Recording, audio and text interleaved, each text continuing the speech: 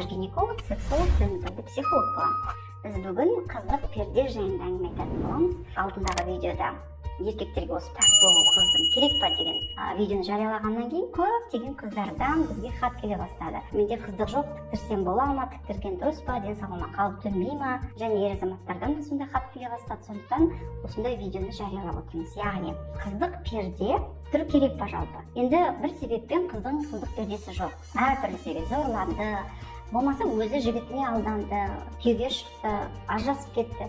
Әртүрлі себеп болады өмірде. Ең бастысы қыздар бұл жерде біз ненің дұрыс емес екенін айтатын Алла тағала емес бізге.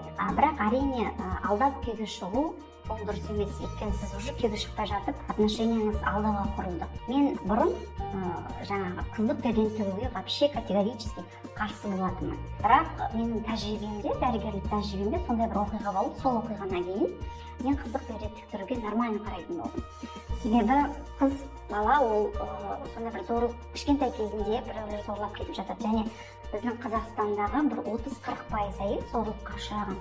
Әсіресе кішкентай кездерінде, жас кездерінде, және ол ұялып сол күйінде қалдыра салады. Яғни көп адам безнаказанно қалып қояды. Сол себепті кішкентай кезінде олар біледі сондай нәрсе болғанын, жаңағы зорланғанын, қыздық пердесі жоқ екенін. Сөйтіп олар күйеуге шықсам, ертең мені мойындамайды, қалай болады деген ойында жүреді ондай қыздар.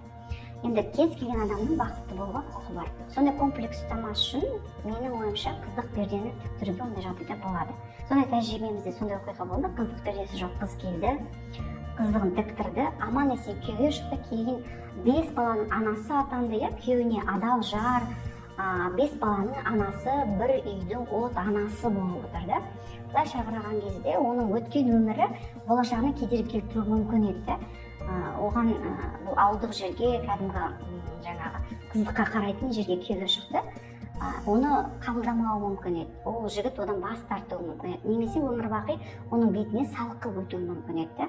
Сен зорланғансың деген секілді. Сосын зорланған қызға көптеген жігіт үйленгісі келмейді. Өйткені ер адамда ол зорланған қыз ғой деген бір ой тұрады бәрібір. Сондықтан ол қыз бақытты болуға, өмірін түзеп кетуге, даже өмірінде қателік жіберіп қалған күннің өзінде де, мысалы біреуге алданып қалды, қыздығы алынып қалды.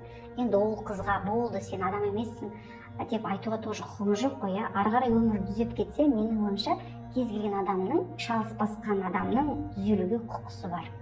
Қанша күнәһар болса да, шынымен сол күнәсіне өкініп Алладан кешірім сұраса, Алла тағала оны кешіреді. Өмірге 5 ұрпағы келіп, бір үйдің жаңа ұрпағын жалғастырып, қазір әр әдемі келіншек болып отыр.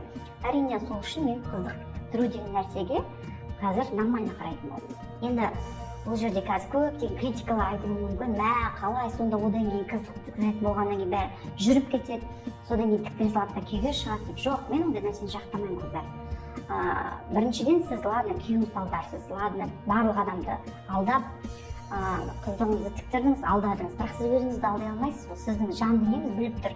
Сіз әдейі қасақана анаумен жаттыңыз, мынаумен жаттыңыз, сосын тіктірдіңіз да күйеуге шықтыңыз. Сіз бұдан кейін кімсіз? Былайша айтқанда жүргіш, жезөкше әйел боласыз. Сіздің жан дүниеңіз сондай.